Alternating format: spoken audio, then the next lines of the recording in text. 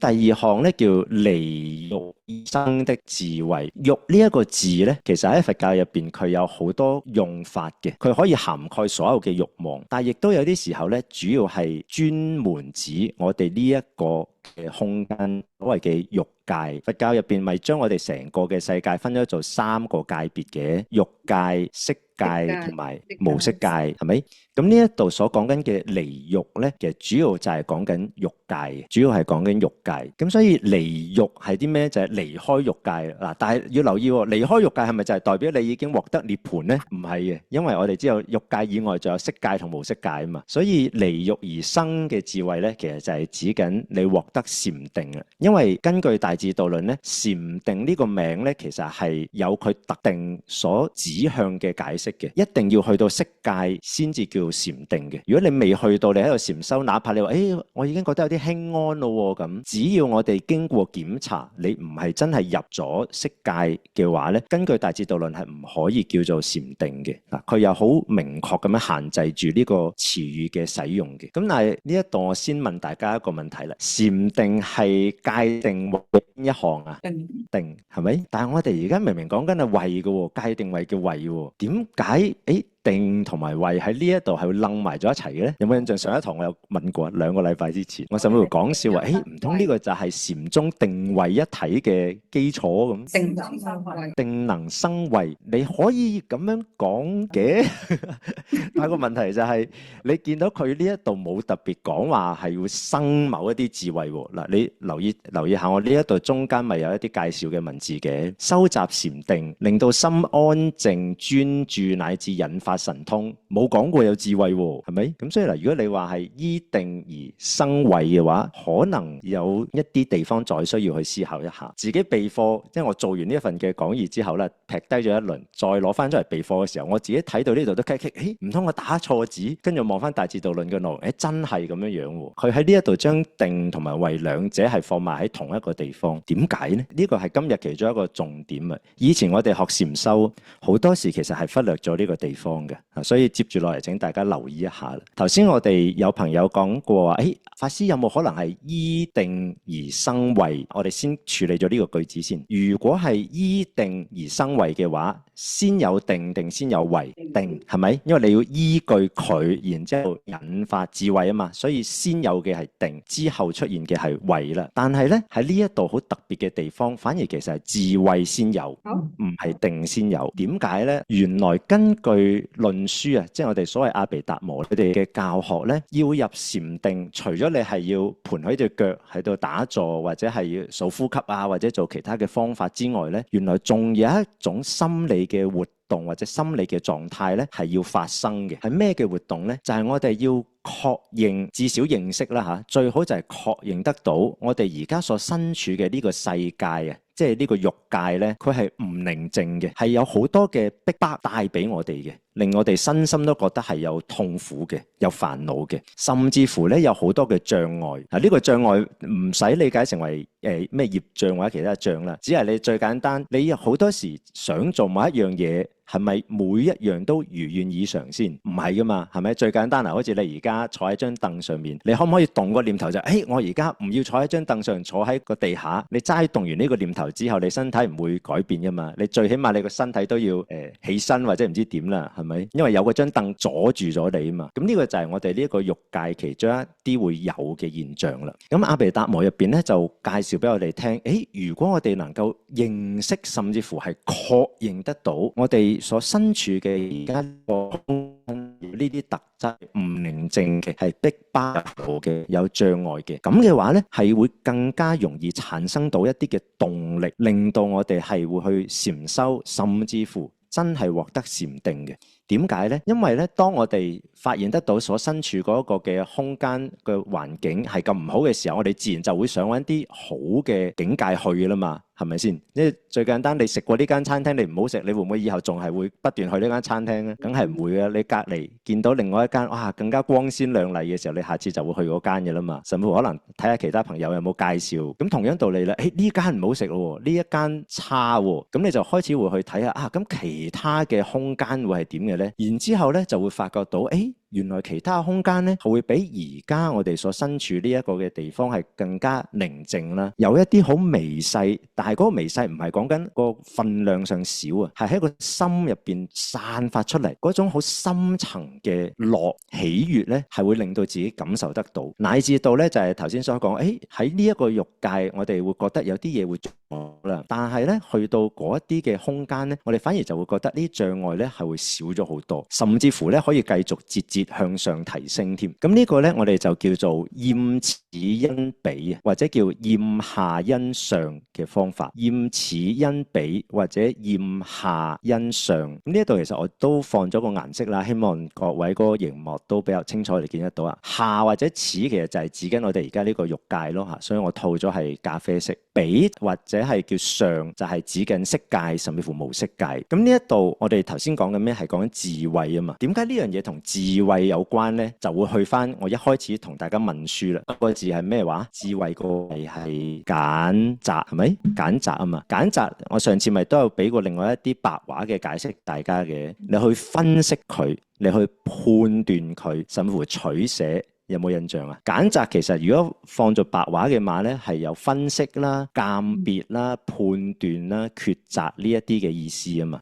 咁所以我哋啱啱所講嗰個厭下因上，大家留唔留意到佢有冇分析嘅成分、分析嘅動作喺入邊啊？其實有嘅喎，係咪？或者你有冇鑑別、有冇判斷嘅成分、判斷嘅動作喺入邊啊？其實有嘅喎，因為你唔去分析、你唔去判斷嘅話，你點樣確認得到我而家所身處呢一個嘅世間係真係咁唔穩定、咁唔寧靜？你點樣可以確認得到？原來色界甚至乎無色界係真係會比我哋呢一個空間係更加安穩、更加寂靜嘅咧？你係一定要有呢一個分析判斷嘅過程發生過噶嘛？係咪？哪怕人哋話俾我哋知啦。咁人哋講完之後，我自己都要諗一諗啊，係咪真係咁嘅咧？係咪？所以喺呢個過程入邊，大家留意到有個重點喎，係咩啊？就係呢個揀擇嘅功能有冇發生過啊？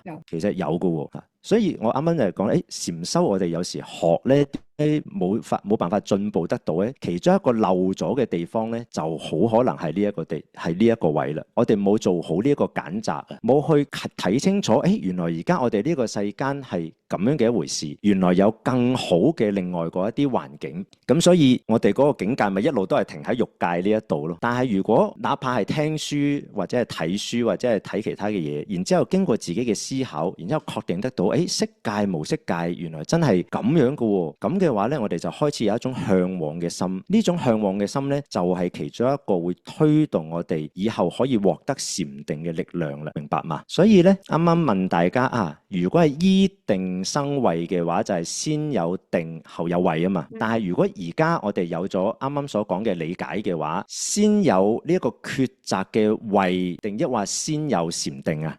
如果冇錯啦。係先有咗嗰個慧，呢個就未至於係真係令到我哋脫離晒所有煩惱嘅嗰一種智慧嘅，但係佢喺心理活動嘅層面，即係唯識所講心所嗰個層面咧，係能夠成立嘅。我哋喺呢一度咧係先有慧，令到我哋產生咗某一啲嘅動力，某一啲向往嘅心情，然之後呢啲動力、呢啲向往心情咧，就令到我哋更加可以喺禪修嘅時候變得專注啦。我舉個譬如啦，禪修來來去去都係祖師大德所講嘅五蓋，係咪啊？貪啦、嗔啦、掉舉啦、昏沉，仲有疑。尤其如果係現代人嘅話，最常見係邊兩種啊？一係就胡思亂想，所謂嘅掉舉啦；一係就個人中下，所謂昏沉啦，甚至乎昏睡啦。啱唔啱啊？其實無論昏沉又好，掉舉都好，即係無論個心好活躍定抑或個心好沉落去啦，我哋都會見到佢後面有一個隱含住嘅警號嘅，就係咩咧？我哋本身對於呢個禪修入邊嘅細節咧，唔夠強烈興趣啊，唔夠強烈興趣。我舉一個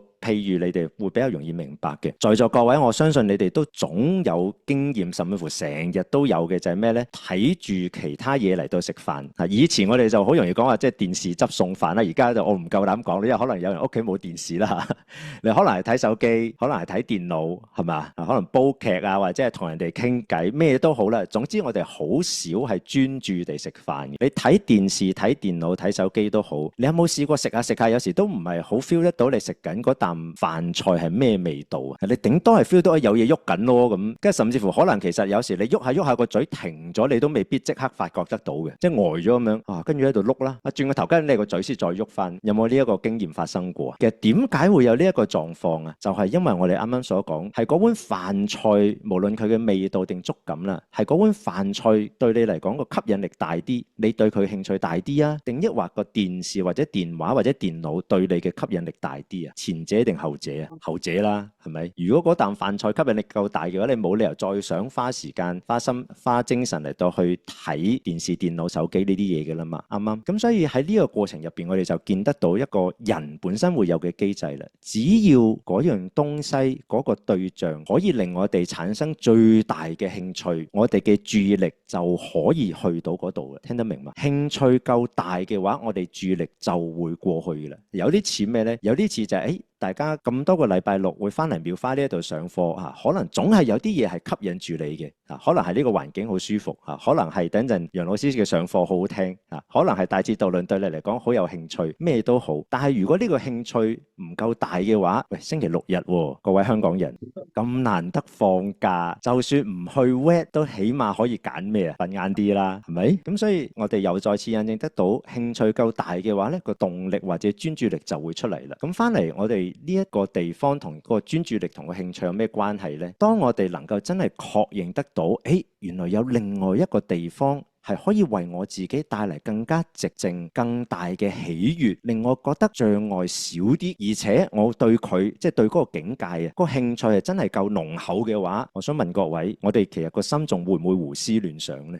其實都未必嘅啦，因為你如果對佢興趣夠大，如果你一心就係我要去嗰度，我要去嗰度，我要去嗰度嘅啫嘛，係咪？你等於你病緊嘅時候，如果你知道係得嗰一個醫生先至醫得到你嘅話，哇！你排除萬難咁樣去啦，啱唔啱？所以啦，呢一度一個好重要就係咩呢？禪修呢，其實喺實際嘅運作過程入邊呢，佢的而且確係同我哋某一啲智慧係有好密切嘅運作關係嘅。其中一個呢，就係我哋可以嚟到去分析翻，乃至到決定得到我哋而家嘅處境係有啲咩不足，有啲咩限制。然之後，如果我哋真係好好地禪修嘅話呢，我哋可以獲得有啲咩豐碩啦、甜美嘅果實。呢一種嘅興趣，呢一種嘅動力呢，就可以幫我哋越嚟越專注啦。咁樣嘅話呢，我哋最尾真係要去到所謂心一境性，即係我哋真係能夠獲得嗰種嘅專注力呢，就唔係逼出嚟嘅啦。而係真係你由心而發咁樣我真係想去嗰度，其他嘢唔好煩我啦咁樣樣。咁所以喺呢一度小結一下啦，點解大智度論